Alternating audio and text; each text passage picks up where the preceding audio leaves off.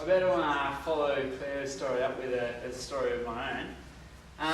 So it was the second night in the Max boardroom, and I was like my second day at Max, and I'd done my interview with G, and I was there very quickly after in true G form. And I'd walk through the door, and Indy, my coach, was there, and she said, "Oh, Luke, man, I'm so excited to see you. You're in good fortunes tonight because Roe's visiting the college, and she's going to talk tonight." And Roe was actually the reason why I got to Max in the first place. And the way I found out about Max was basically through a leadership presentation, and someone was presenting a story about Roe, and I thought, oh yeah, I definitely need to get to a place like that. But I was already very nervous because I'd never met Roe before, and she was already this like massive influence in my life. So I walked through the door, and there she was, and I instantly became more nervous. And I was standing there, and there she was in all her glory. Set of calves on her like a cattle stockman. Beautifully fine, dressed like a Louis Vuitton model. She was dancing around the room like a bush turkey at a Christmas picnic. And she had this like $1 million smile just beaming as she was introducing herself to all the new students. And I stood behind the pillar and tried to look very small. And then I was dropping in the air on all the questions she was asking all the new students. And they were like really deep, hefty questions. And they were like, what are you planning to do within the fitness industry? Like, how are you going to change the world? What is the number one thing in the fitness industry that you're passionate about changing? And I was an 18-year-old surf rat from the far north coast of New South Wales.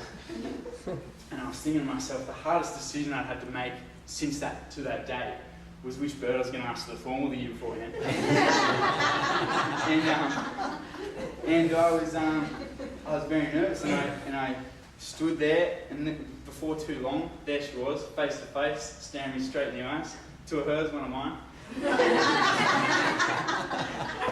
And I pulled out my sweaty palm, and I threw it out, and I gave her the most pretty handshake she probably ever got in her life.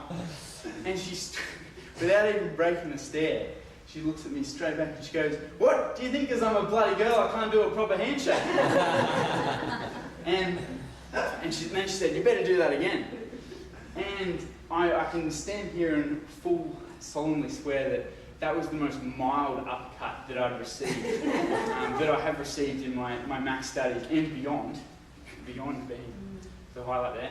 And I'm so thankful for that because as Rory said, I've just finished my teaching degree at UQ, and that's an institution that freely advocates their rank, not only nationally but also globally. But I stand here and I kind of reflect today, and I think within the relatively short time that I spent at Max compared to the 4-year degree I've done, the difference between the obligation to fulfill the standard and develop the individual is so different to any other tertiary education program.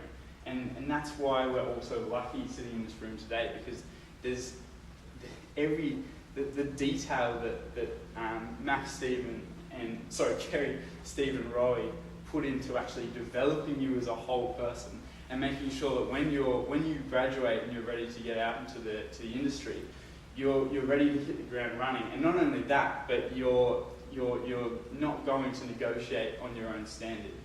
And I think that's so important and so rare within education today. So that I'd really like to thank you guys, and I really appreciate that. And then I'm so fortunate to have Claire and G up the back. And to go from an education institution to a workplace, which I can go to work every day now, and I'm surrounded by these ridiculously talented, intelligent individuals, the trainers there who I call teachers, and I can go there every day and learn something unique and extremely valuable, and that's just a credit to Claire and G's tenacity to build a place and not to negotiate the values that they've learnt at Max. And as Roe's already mentioned, it's a beautiful facility, and it's probably the most beautiful fitness facility in Australia, maybe even the world. And I'm so privileged to have the opportunity to train there. So thank you very much, guys.